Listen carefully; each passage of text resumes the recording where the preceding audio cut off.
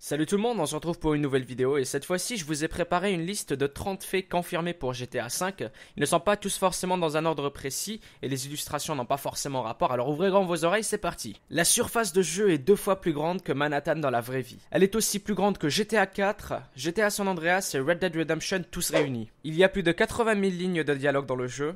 Aucune partie du monde ne sera verrouillée, vous pourrez donc tout explorer dès le début du jeu.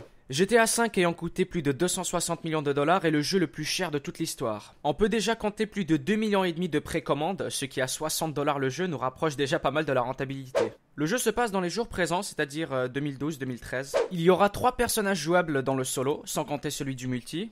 Et vous pourrez alterner entre les 3 personnages à quasiment n'importe quel moment du jeu. Certains bateaux comme le Zodiac par exemple incluront un matériel de plongée. Il y aura des jet skis, l'aviation sera présente, il sera possible de piloter des avions, des jets militaires, des hélicoptères, des hydravions ou même un dirigeable.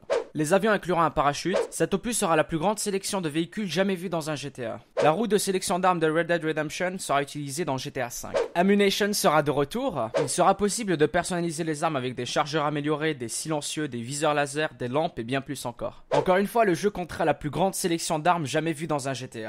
Il sera possible d'aller chasser dans les bois en ayant l'équipement approprié. Il y aura aussi une très longue liste d'activités, yoga, jet ski, base jump, vélo, tennis, bowling et j'en passe. GTA Online sortira 2 semaines après le jeu, il faudra donc attendre le mois d'octobre et il n'y aura pas besoin de payer de supplément pour y avoir accès. Il pourra y avoir un maximum de 16 joueurs par serveur et vous pourrez créer votre personnage de toutes pièces comme dans un MMO, y compris pour les stats.